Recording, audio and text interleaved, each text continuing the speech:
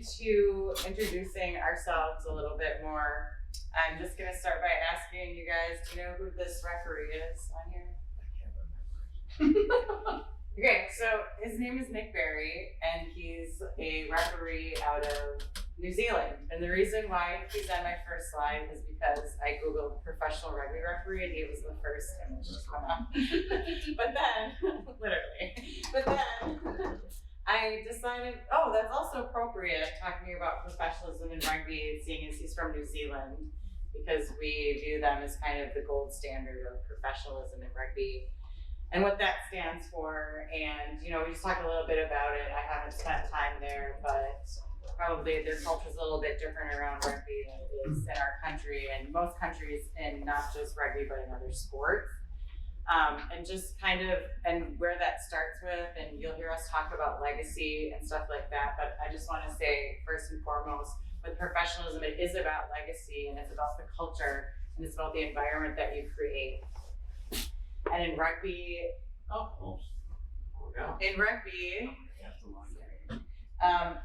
rugby in this country especially, we're kind of behind the 8 ball, not being a professional sport and being viewed, you know, in high schools as varsity sports and such. And what we have to do to kind of make this standard and uphold this standard and basically hold each other accountable to really grow the sport and to grow that culture and keep the legacy going through professionalism, the long and short of it. So that's basically why he's on the first slide, but I just thought that that was appropriate and funny that he showed up when I just Googled that.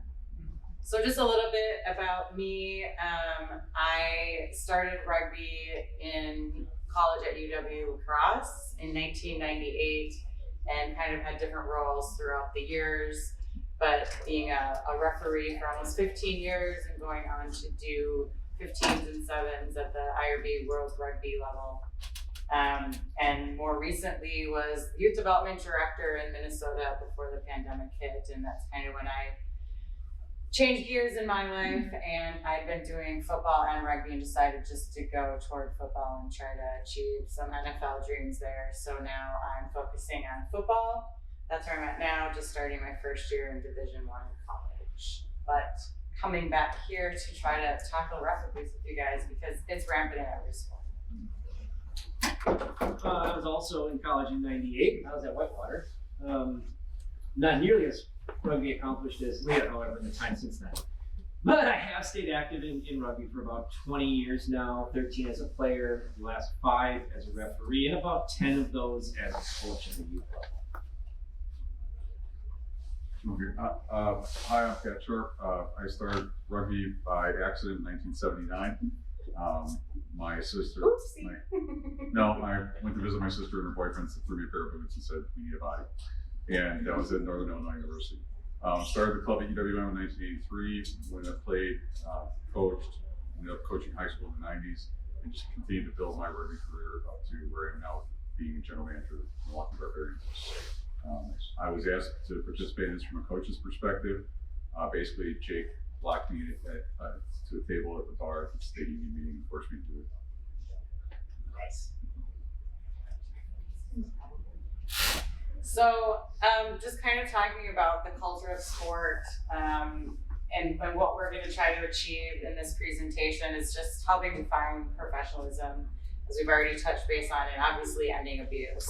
So how can we do that through defining professionalism and, again, holding each other accountable? And it's funny how we just kind of introduced each other like through this table, because when we both got this subject, Sharpo and I had this idea of going around the room and talking about our ref abuse experiences, you know, like in AA class. So we were in similar mindsets because obviously we all have our stories too. So as people who have witnessed it, been a part of it, whatnot, we all have our ref abuse stories. So we're just kind of, you know, here to find a way to maybe break through and not have as many of these ref abuse stories anymore.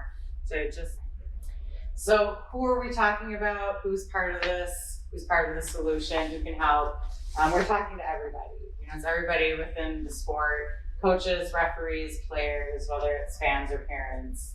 And again, just we're trying to work together to create a better product, to create an environment where people want to be a part of it, not look at it and go, wow, that's a circus, I don't want to have any part of it. And especially, again, I stress youth because that's where we're seeing things happening. And that's where it's like the start of what people see in sport too. Especially as you go up and in rugby, oddly enough, it's one of the few sports I would say you've got their coaches like up away from all the players. And so I find that interesting that on the lower levels, it's like you're right on top of each other, but that's not what happens actually on the high levels of rugby. And it would be good to use kind of those parameters and pretend that the coaches are just in the box up top and we can kind of have more calm on the field. That'd be really great. So that's what we're trying to probably attain, something like that through working with everybody. So signs, let's talk about the signs. What do you guys have to say about these signs? Signs that are everywhere. Like she Googled for the first picture, I put a Google search in for signs outside of sporting events, and 30 of these came up across baseball, softball, soccer, rugby, and they were all pretty much, this is the World Cup, this is the World Series. Your referee's a volunteer, kid, these are just kids, you know. So it's not just our sport. And Leah took it and just picked 4 out of the 20 I threw up on the PowerPoint slide. Yeah, and also, you know, what I've seen being involved with football now is at the high school varsity games before the game, there's super fans who come out, or sometimes it's the captains, and they actually go through this and they tell the crowd, like, here's our expectations from you. And although I think it's cool, I remember the first time I heard it, I was like, wow, this is weird. The kids are telling the parents and the adults how to act like the adults. Like it should be reversed, but that's not what's happening a lot of times in our society these days.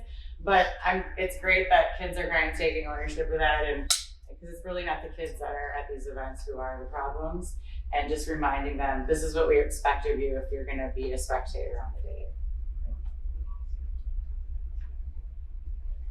And then some of the touch points between the relationship that we can start between the referees and the coaches, possibly players, captains. You know, when does it start? What can you do? You know, Sharpo has good examples as a coach's perspective at a more senior level, and Moose does on a more youth level. But pre-game, again, we're like talking about everybody, but some of these are more specific to the coaches and coaches and referees to make a good impression and be proactive. So as a referee, you know, we try to come early, like at least an hour early, and that's not necessarily so we have to pack in an hour and we have to have a 15-minute pre-game. It's just, that's to show that you can be there on time. The teams don't have to worry about if you're going to be there. It's just starting to build rapport. So you can start to build that rapport, and you can show them that you're professional by just showing up on time, not showing up, you know, disheveled and stuff like that. And that'll really go far, right? First impressions go a long way. And it's the same with a coach. So if there's, you know, coaches in the room here, don't be gruff and defensive and standoffish. You know, just try to be open and have positive body language and be proactive about trying to have a good game on the day. And then obviously in game, I mean, we talk about constructive criticism or constructive feedback can happen. You as a referee don't necessarily have to have that if it's not positive or constructive, right? And so obviously halftime a lot of times is when that happens, or if a captain does it. But again, these need to be constructive, positive conversations. And so if they're not, as a referee, you can steer away from that, you know, ask to have the conversation later, or tell them, I'll have it when you want to be productive about this. Again, you know, you have liberty to do what you want as a referee, but a lot of times probably letting a coach come into that at halftime probably isn't a good idea. But again, that's what the captain's for, and we'll talk more about this, you know, during the presentation. And then obviously post-game, still be positive. There's always going to be emotions. There's going to be a winner or loser, and most people probably don't like to lose who are competitors, so we get that. But at the end of the day, it's a sport, and that's what it is. It's not life or death situations. The referee's not there to ruin anybody's day. They didn't mean to make mistakes. And we're going to talk about, again, as a coach's perspective, who's a recovering yeller, maybe, you know, how much better relationship you can have if you just have a better attitude to it. So going into that with the pregame, let's talk about your story. This is something that, and I talked about first with Jake and I talked to other people. Something's happened in my relationship with the referees that started out as informal. And it came from some very good advice from individuals, many of which are sitting in here. We're not naming names. Hi, I'm Pat, I'm a former yeller. And I can still get loud, but it took a lot of therapy, junior slapping me upside the head, other people. And even it started to happen where before the game, we have a quick chat with the referees. There's something you're focusing on, is there something you're looking for us to do or avoid? And I'd like to see that get more formalized, where before the boot check, just have a conversation. Alec and I have done that a couple times this past year, where just, what are you focusing on? What do we have to work? Is it onside? Is it something? And we also communicate our expectations. Hey, we want to make sure this is what we're doing in our offense. Please stay in the saddle, because we had a couple of games in Chicago where this guy was, I swear he wanted to put the number 9.5 on his jersey so he could be between the 9 and 10. It was driving us crazy. It wasn't anybody from Wisconsin, but we, as a coach, and that's what you brought up to me, is I think that should be more part of the game. I see it happen overseas where referees do have a chat with maybe not the coach, it might be the general manager or administrator of a club, but it's a constructive, mutually constructive conversation before the game, and most of which will be repeated during the boot check anyway with the players. And especially at the youth level, you hear, okay, do you have any questions? I like to ask questions of the players. Do you have anything from last week you'd like to ask me, or maybe you need a rule clarification, something that's not clear? One thing that does is builds rapport with the team, so that they feel comfortable in game. Oh, this is a person I could potentially ask a question of. However, what do you get? Ref wins the ball out because that's what coach told me to ask. It can go deeper than that, and I want for referees, especially those refereeing the youth level, be a resource to those young athletes on the field. Make it so that they feel comfortable that if they have to ask a question, especially the captains. If you're giving a quick captain speech, say, hey, if you have a question about how something's going, ask, because I don't want to hear it from your coach from the sideline. So again, building rapport, opening up communication is really important, because a lot of those youth captains especially, they might be intimidated by the referee. And there's a lot of questions that can be answered more than just ref wins the ball out. So again, we keep talking about this, the role of the captain, but the role of the captain is really important. And it is, in a way, without sounding snobbish, it is a privilege, right? And so that has to be open dialogue, that has to be respectful. And if it's not, you don't have to have that conversation. So one common thing I always dealt with was, I have a question, and you can tell they're probably not going to ask a question, they're going to give you a statement. So when that happens, I say, well, that's not a question, that's a statement. I'll talk to you if you can ask me a question. And they're usually too huffy to ever ask the question and the conversation's done. But the point is, it stops that in the tracks, because nothing positive is going to come out of that right away. You already know it, because they're already emotionally invested in whatever they're going to say. And that's probably not the right time to have it. And a lot of times, it's not the captain, but a lot of times the captain does act that way. There's been a couple times when I've been refereeing that I have had to demote the captain by basically saying, if anybody on this team now wants to talk to me, it has to be somebody else, because it's not going to be him or her. But that has never happened with females, just saying. Just saying. Yes. Yeah. But so sometimes that has to happen. And so who the captain is very important. And it can really help to have that relationship with them. And that comes back to everything you put in going ahead of time. But obviously during the game, it really should be that person that you're speaking to and trying to continue to build that relationship with. And hopefully that it's successful. And hopefully you have the right tools in your toolkit, plug on my last presentation, to kind of help deal with that. But it's true, right? So tell me how you use that resource. Again, from that informal start, it's becoming more formal for us at the senior level, is that when the first whistle goes, the person talking to the ref is the captain. It's not me. It's not any other coach. if we have a question to the ref, I'll talk to Joe Grams, and Joe Grams will go over and talk to Alec. After the game, which we'll talk about a little bit, you know, once we have something you want to talk constructively, that's it. The bottom line is, from our senior level and even at the college levels where I'm helping, it's got to be the captain. And not to mention the fact that at the lower level you get, you're building the confidence of that captain. One quick comment here, and not as many coaches in the room today as there were last night, but don't misuse the captain as a coach. They are not your mouthpiece when they are 50 meters away. Hey, captain, ask him on the call. We need to end that, address it, shut it down. That's especially with youth captains, it puts them in a really tough spot. And then post game, again, take some time to decompress. You know, if somebody wants to come at you at that moment and you're just not ready, it's better to just say you need a little bit of space. They probably need the space too, and just give that time. If there's a social, that might be a good time to do it, or just give a different time. Coaches and referees, obviously this is your opportunity. We keep talking about having a mutually constructive feedback, but that is really important. It has to be, you know, mutually constructive. And Sharpo will talk a little bit more about this, but again, if that's just not the right time to discuss it on the day, maybe it's got to happen the next day, 2 days later, whenever it happens. Maybe you want a video review first. Just maybe know who might be able to facilitate complaints or address concerns, because maybe it's just not going to happen between that coach and referee because of whatever happened on the day. So who's in your local union who can help you with this? Because Sharpo, we can touch on that. Yeah, it's for us. Our discussion internally is okay. We have a channel to communicate, and most likely, right after the game, immediately following, everybody's got to calm down.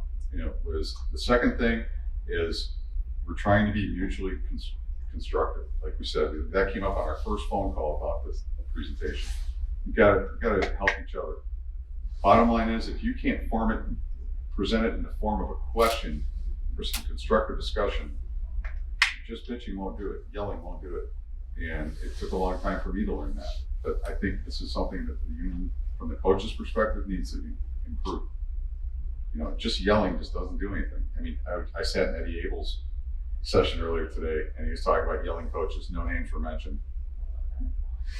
Snacks. Okay, but it was, that's exactly how Eddie did. I'm recovering too. I'm recovering. But the bottom line is, more was accomplished after the game when they just sat down and talked about it. Or maybe it's a phone call later. I mean, I've got a friend in Jimmy Harring's where I can call him up and say, hey, here's the situation, what do you think? Or I'll call Junior. And I think every coach should have somebody to exchange ideas with. It's only going to make us better. And by reducing my yelling on the sideline, I'm now influencing my players to yell less. And hopefully that's going to start trickling down to the fans, so you don't have 20 people yelling at a ref who's trying to watch 30 people run around the field. Hopefully my anecdote's quick. But a number of people in the room were involved in this. If it's not the right time, this last statement, definitely find a way to get your thoughts out there. The Referee Society wants to hear when there's things that need correction, and it's not always immediately after the match. There was a situation, coaches reached out, said, hey, we had a really bad experience. We want you to deal with it. And what the society did was put together a very small committee to talk peer-to-peer with that referee. You can have a mutually constructive conversation if you're talking peer-to-peer, not angry coach to just frustrated referee. And that person was in here last night for the session and said, you could use my name. I said, no, that's not the point. The point is, did you feel that that was constructive the way the society approached it? And the referee told me, absolutely. And I know on game day it would not have been a good situation if they would have tried to address it. So there are proper avenues, just keep that in mind. Oh, yes. So, yeah, just really quickly, and then I'll let you have a quick breath there. Just the stress of zero tolerance, and as policies start coming into place more with ref abuse and local unions, which we'll touch on a little bit as well. But that's just really the key. And one example I'll give that I read about in Referee Magazine is Texas high school football officials. They're totally separate from their high school league. So they do all of the appointments on their own. They're one of the few in the country that do it. And they do have a 3 strikes you're out policy. So once you're involved with 3 referee abuse incidences, after the 3rd time, they will not assign you an official again. So those high school teams in Texas, if it gets to that, will not have officials for their football games on Friday nights. So they have things in places in some sports and in some conferences that are beginning to get to this zero tolerance policy, and then we'll segue into here in your home state of Wisconsin. Yeah. So for those of you that aren't aware, when flag rugby started in the state of Wisconsin, there were no referees. We had a rule book from England, and we thought we knew what we were doing. So the coaches refereed matches when they weren't coaching. That's how it started. And you want to command respect among referees. Well, when the coaches had referee each other's matches, it panned out pretty fast because you didn't want anybody refereeing your match when you were coaching in a different manner. And as our young athletes grew older and they were looking for opportunity, we immediately sought them out and made them referees for the league. And knowing that it was going to be very difficult for an 8th or 9th grade student to referee a match and have parents and coaches around, the zero tolerance was not only recognized when it was among coaches, but it was adopted as basically the law. That is it. So I'm going to ask quickly, because they weren't here last night, any flag rugby referees, how do you feel about abuse, and do you think zero tolerance is working? I do agree. I think zero tolerance is working. Being at referee trainings, one of the first things you're told is you are the referee, no matter what you say, right or wrong. It is right down because you are a referee. So, and it's also stressed highly that if something is wrong, tell either your field marshal at your field or anyone higher, and it will be addressed. Because I know it happened once for me. I was a freshman at the time of high school, and talking to like some big scary like adult man who's yelling at me for like doing something wrong on the field because his 4th grader did something wrong is a lot of pressure. So I told the person above me, and they addressed it for me, and it really gives like the support behind it, and it makes me not afraid to be out on the field. Yeah, and it has worked. So some of us think, how does zero tolerance work? You just enforce it. That's it. It's zero tolerance. Done. We've basically, I don't like to use the term run off, but we've basically run off coaches who were not tolerated. They're not in the league anymore. They had enough chats and they're gone. Yeah. So like for that example, like was it a fan? Did you say a parent? It was a parent. Or they just like parent of the player. Yeah, parent of a player. And so then are they just removed from the space, or what it had? That's typically what will happen. My white shirt counterpart, Dan Zeroff, has run that league for years. Mm-hmm. He has very courageous conversations, and if you can't quit now, I will ask you to leave, and I'll have you escorted out by the police if necessary. And it works. They're quiet. And if it's a coach, they get talked to kind of by other coaches, as well as tournament directors and the league officials. Mm-hmm. Clean it up. Mm-hmm. We're all watching you. Clean it up.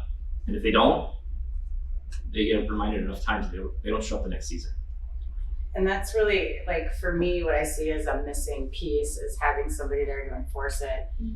Because my example is any varsity high school sport, your AD will be there, somebody will be there. So if anything happens on the day, it's going to be taken care of swiftly. They have policies, there's consequences, but most high school games in this country, we don't have that. I mean, and it's true, but some of the worst behavior I've seen that I've encountered as ref abuse was at high school games after I refereed a World Cup finals. So, and nobody's there to support me, and me feeling very low, even though I'm like, what in the heck is happening?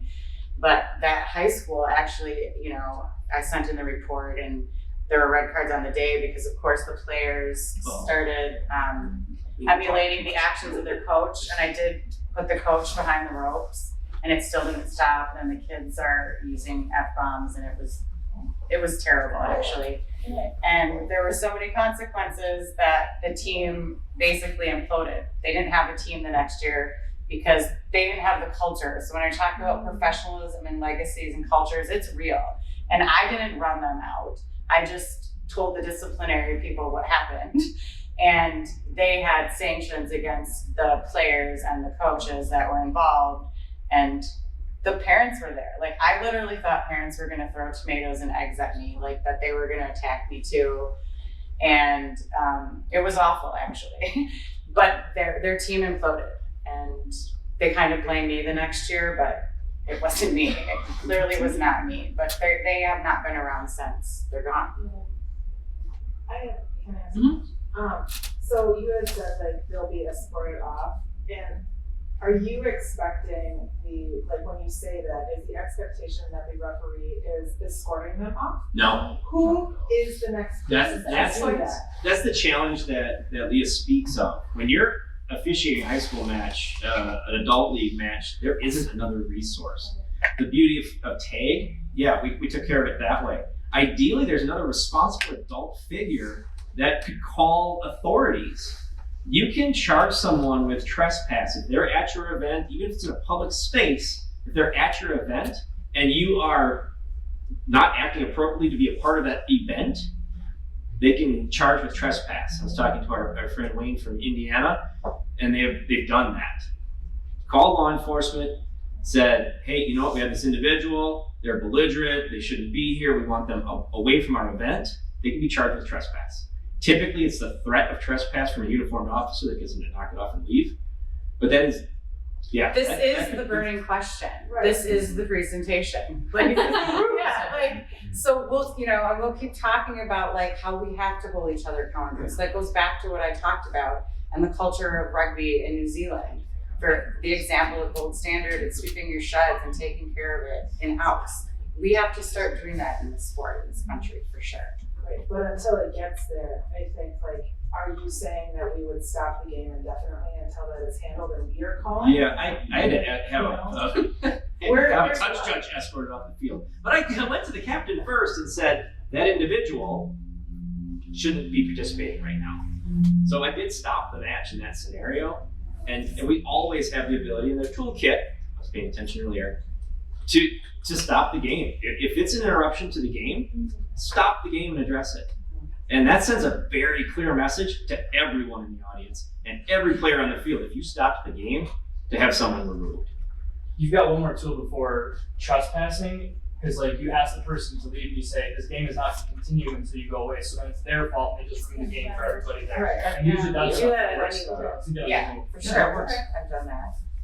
But you would just leave it indefinitely until Yeah. it's done, right? I've totally done that. Okay. Yeah. To a coach who was a former USA rugby coach at the time, I did that. I don't care. And guess what? His players said, yeah, just get out. We want to play. There's a lot of emphasis put on the referee because we're supposed to be the official that's there. But there should be a concerted effort. If you look at all the literature that we have handed to us, it says the convening authority, the convening authority, the convening authority. In your case, the convening authority, who's there, who's represented there, is that field marshal. And oftentimes we don't have that luxury. I think there's got to be a concerted effort between the referees and the union or whoever is there to have somebody there. Now, in many cases, referees will have a referee coach. And we all know there's always there's that senior guy or senior woman hanging around the field who's got to be like the field parent. But the convening authority takes so much of the pressure off the referee.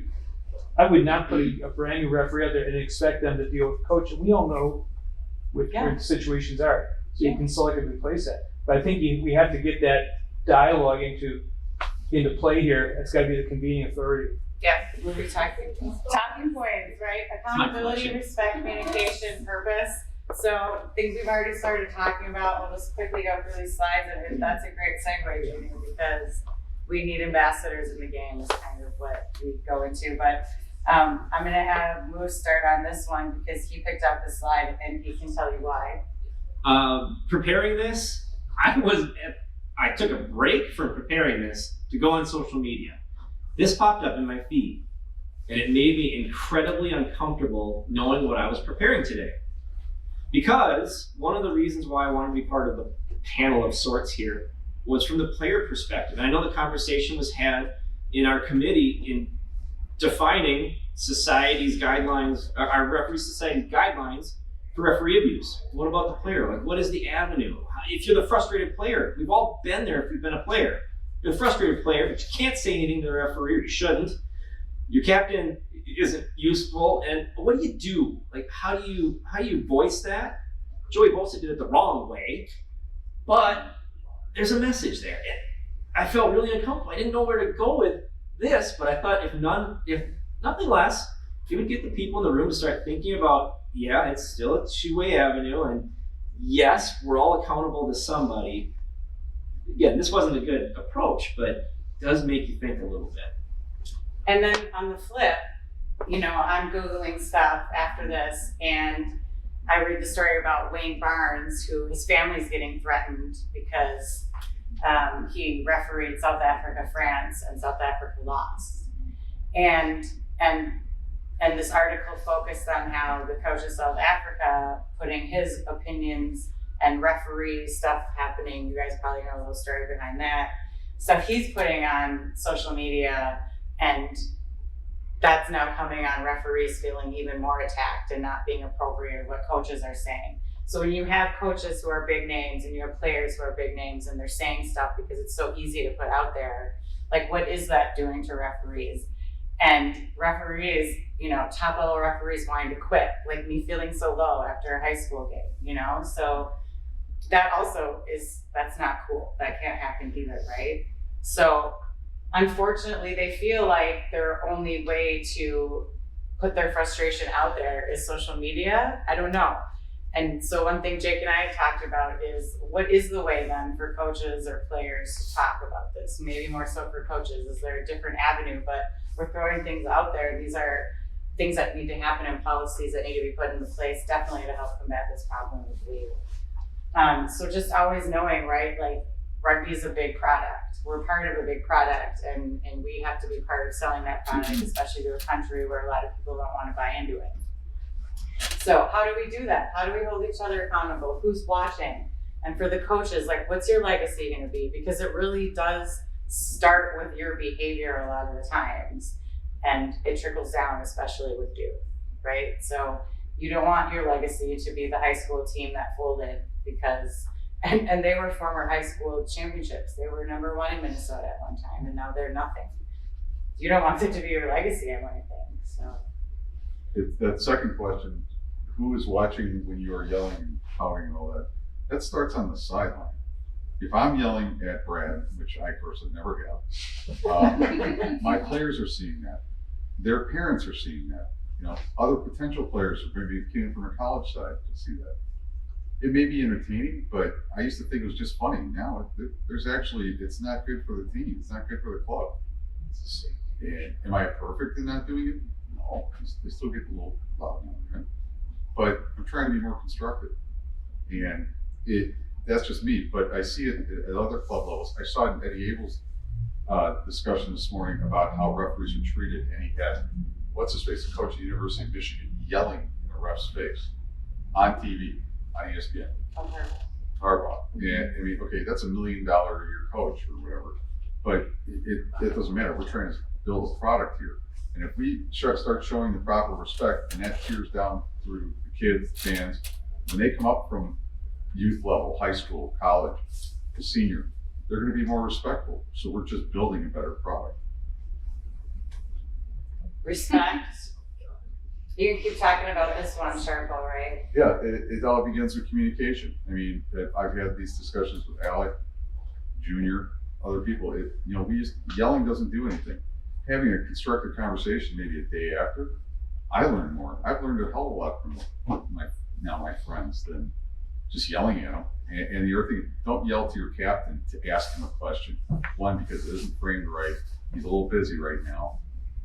But it's basically, this came when we started talking about the therapy thing. Hi, I'm Pat, I'm a former yeller.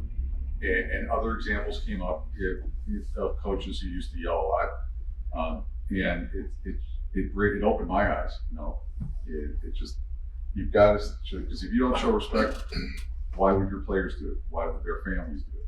You see the videos of softball umpires just stopping, throwing the money back to the coach, said, here's your $30, I don't need that, I don't need this, and walking off with a game. We don't need that, we're trying to build a better community here. it's a core value of rugby, really. You open a lot with respect's one of the things, so. Constructive communication. This is all yours, Moose. Yeah. Because So this lovely young lady here apparently is your daughter, huh? no tie to this story whatsoever, and I'm not going to embarrass her at this time when she's here. But the reason this is here, not only was it a heartwarming moment for me, but here we have, at the time, 17 years old, a generally brand new referee. This was the first match she chose to referee. It is a college men's side against a loosely connected, not even in the union, old boys / guys from around town team. Okay, wonderful. Is this the best environment? If I didn't know the guys on both teams, I would have said absolutely not. But I also put on a yellow jersey that day. It helped. The reason it's up here now, though, is those gentlemen were the most respectful rugby players on both teams that I've ever been able to associate myself with. Ever. Like, I've been around the game, played for 13 years. So Lots of possible. Lots of men's matches. Right? And it was amazing. And then I thought, jaw drop, right? Why can't it always be that way? And that's why the slide's here. Why can't it always be that way? Who cares who's in the center? Does it matter that it's a 17-year-old young lady doing her first match? No, it doesn't matter. And it was great, it was awesome. But if I did their match, why wouldn't it be the same? Respect, right? So as long as you're respectful to the other team, I think what I've witnessed as a referee is I typically get respect back. So it has to go both ways. And then this kind of led us into this conversation about ambassadors and liaisons. So that's to your point, Junior. Like, we need to just have those. We need to have people who are willing to be ambassadors and liaisons for your team. And just really quickly, when Nick Tyson was here last night in the presentation after, I thought it was great. He's like, I'm going to take this back to like the old boys of Wisconsin, and this is great. This is a great role for them. They have a lot of sway, sometimes good, sometimes bad, but they do have a voice, and they do probably want a role. Maybe some of them like just sitting on the sidelines being complainers, but maybe they could change that energy into something more positive and be an ambassador for the game. And then just purpose. Moose, you want to take this one again? Yeah, sure. You did so well on it last night. Thank you. Yeah. Why are we talking about all of this? There's a number of reasons, and I know very important reasons why we're talking about all this, why you came and chose to sit here with us. We need to grow the game. We will grow the game through positive experiences. For all four of those mentioned earlier, coaches, players, fans, referees. Everybody wants a positive experience. You want to have fun out there. You want to leave knowing that the product, it was entertaining. We talked about entertainment too. So positive experience will not come with referee abuse. Next, improvement in referee retention and recruitment. I've only been at this refereeing for about 5 years. There's a lot more combined experience in the back of the room. However, we all know a referee that left because they felt referee abuse was part of the problem. They're not refereeing anymore because of referee abuse. We will not be able to retain referees if referee abuse is allowed to continue. We will not be able to recruit new referees if during their match, all they know is players on their team, players on the opposite team, and the other coaches are always abusing the referee. We won't be able to recruit people like the three that are here today, the younger generation of referees.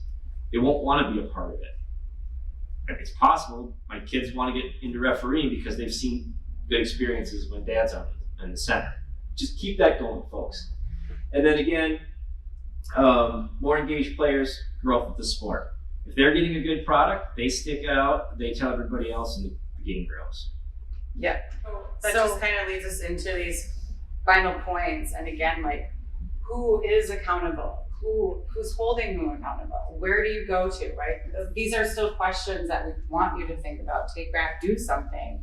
We all need to do something, right? But we have to increase accountability, respect, communication, and feedback. And one story that I'm gonna leave you with, in a way that it happened to me was at the Sevens tournament in Alaska a few years ago. A guy got red carded. And I was just casually watching the game. He left the field, and then during a play, he just like snuck in from the hill back into the game, and the team scores a try. And afterwards, I'm like, what's going on here? So I go to the tournament directors, and at the time it's just guys from Alaska, and I told them what happened, and obviously everybody's up in arms, the other team. And I said, this can't happen, and they just kind of like swept it under the carpet, and he was like a star player, and they didn't want to like cause any waves. But my point is, we have to feel like we have a space to do that. Like your example is great. There has to be somebody to talk to.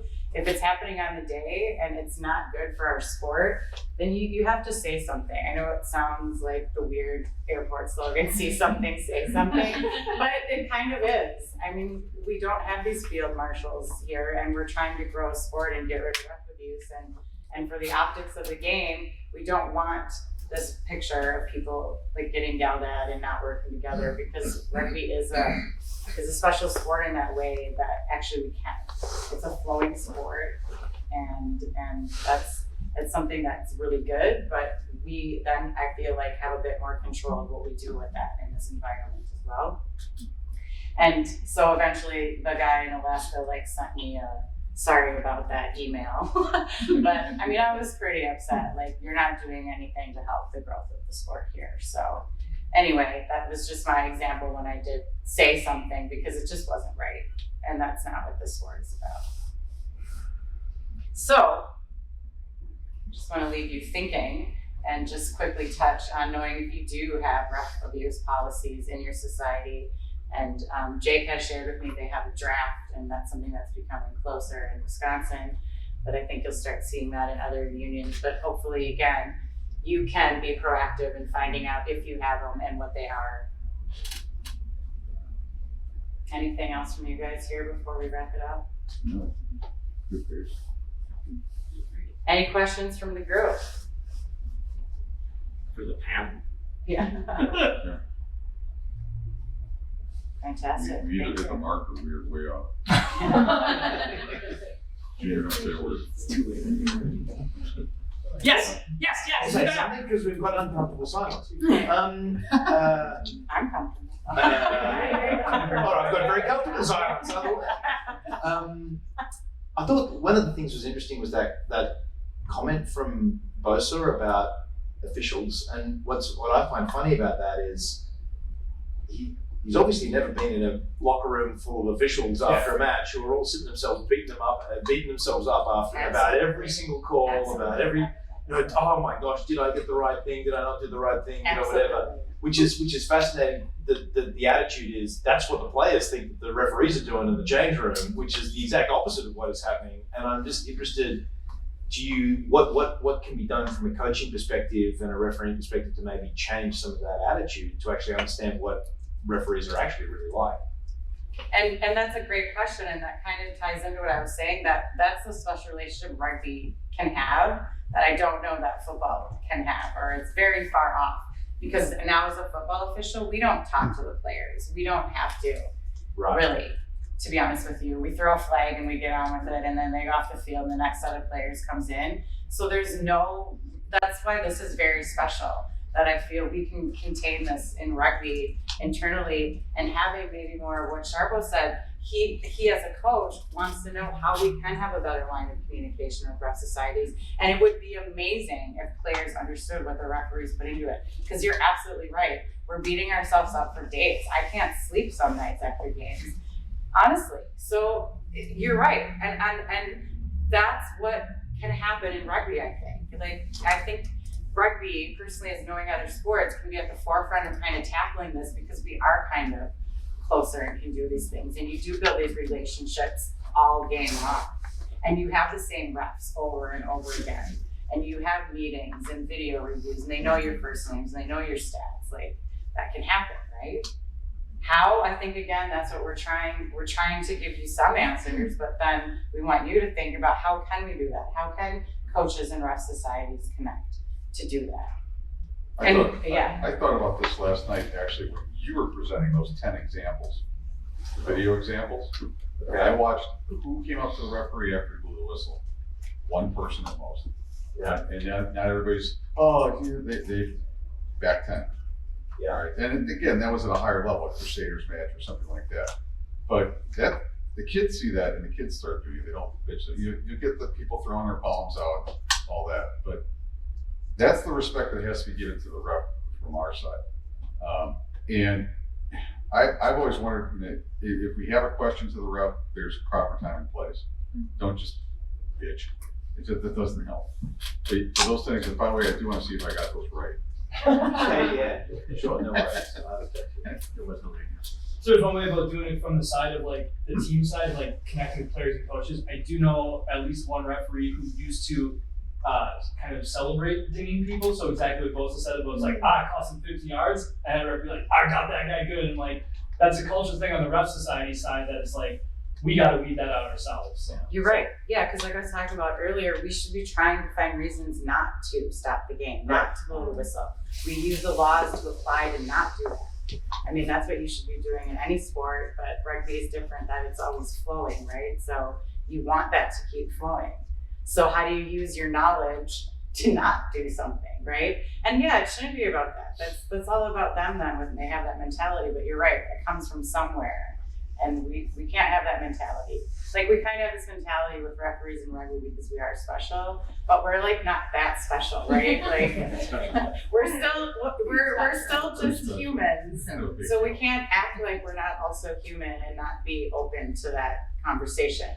Because I think sometimes referees just shut it down early too, and we need to be better about that. I just this fall, I haven't done like very much formal coaching at all, but I've been playing around rugby for a long time. And I started coaching the high school girls team. Every single person was brand new to rugby, and I did my best coaching them, but what I really tried to drive home was aspects of the culture. So like after every match we go out and shake, the official's hand and thank them. But I'm not really sure, like you spoke a little bit like the differences between sports. They were all coming from other sports. So like softball, basketball, volleyball. I see more of that. I was just at a high school basketball game and they all do that to the refs before the game now. And we get some in football shaking hands, but I noticed that they're doing that in high school basketball. But I thought like, okay, if it's their first ever exposure to rugby, if they keep playing, into college and senior and beyond, fabulous, and hopefully I can set the tone now, have a little small influence. But, if they don't play rugby again, hopefully maybe they're a little more mindful of it. And I want to add one thing that Joe does that I really like. when Joe who? my husband, Joe Lippert,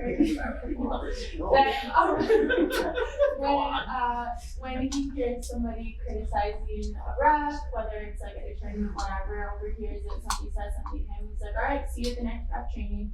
I look forward to when you pick up a whistle. And I think that's a good way to shut it down, and it's a good way to build empathy for that person too. Absolutely. Thanks everybody for your time. Thank you.